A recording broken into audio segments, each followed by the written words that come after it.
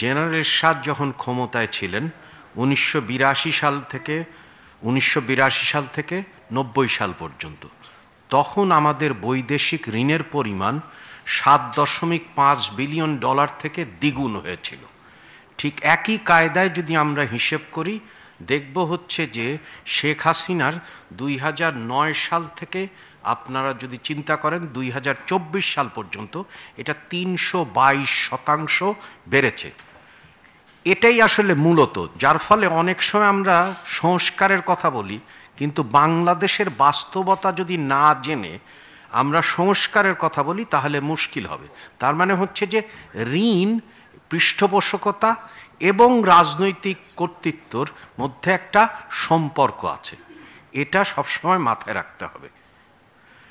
এবং সেই কারণেই আমরা যদি খেয়াল করি তাহলে দেখব হচ্ছে যে এই যে আপনি মেগা প্রকল্প বললেন, অনেক প্রকল্পের কিন্তু যথেষ্ট দরকার আছে। প্রশ্নটা হচ্ছে যে পৃষ্ঠপোষকতা বিতরণের মাধ্যমে যদি রাজনীতির ক্ষমতায় থাকা হয় এবং তার জন্য ঋণ করা হয়, এবং দ্বিতীয় হচ্ছে যে ঋণ দিয়ে ঋণ শোধ করা হয়, এই প্রশ্নগুলো একান্তই রাজনীতিক। এবং আমরা সাম্প্রতিককালেও দেখছি, বিশেষ করে যে অন্তর্বর্তীকালীন সরকার, সেক্ষেত্রেও ঋণের পরিমাণ বাড়ছে এবং দিন দিন হু করে বাড়ছে। প্রারম্ভিক বক্তব্যে ডক্টর মুস্তাফিজুর রহমান একটা উপস্থাপন করেছেন যে আমাদের আসলে প্রথম সবচেয়ে বড় খাত হিসেবে আবির্ভূত হয়েছে ঋণ পরিশোধ, অর্থাৎ বাজেটের প্রায় 51.5% ব্যয় হচ্ছে যে ঋণ পরিশোধ আসলে। তাহলে আমরা আজকের বাংলাদেশে যখন কথা বলছি, জনগণ নিয়ে কথা বলছি, জনগণের তো কোনো স্পেস নাই। কেন? কারণ মূল্যস্ফীতি যদি বেড়ে যায়, 2022 সাল থেকে মজুরি কমে যাচ্ছে, তাহলে কি হবে? তাহলে আমাদের জনগণ আসলে এই সমীকরণে কোথায়? কারণ প্রকৃত মজুরি যদি বেড়ে যায় মূল্যস্ফীতি বাড়ে, তাহলে অতটা অসুবিধা হওয়ার কথা না। কিন্তু প্রকৃত মজুরি কমছে, মূল্যস্ফীতি বাড়ছে, যার কারণে আমরা লক্ষ্য করছি একটা ভাঙন তৈরি হয়েছে।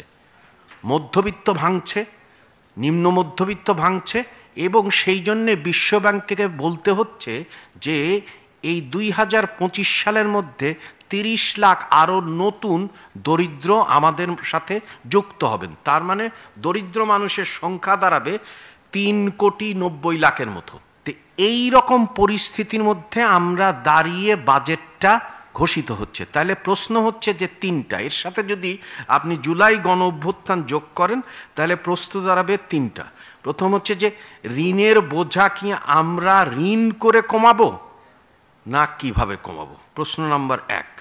দ্বিতীয় প্রশ্ন হচ্ছে যে আপনি যে বেদনার গল্প, দুটো বেদনার গল্প আছে বাংলাদেশের ইতিহাসের সাথে, সেটা হচ্ছে গরিব মানুষের সাথে এবং আর একটা হচ্ছে রাজস্ব বৃদ্ধির সাথে।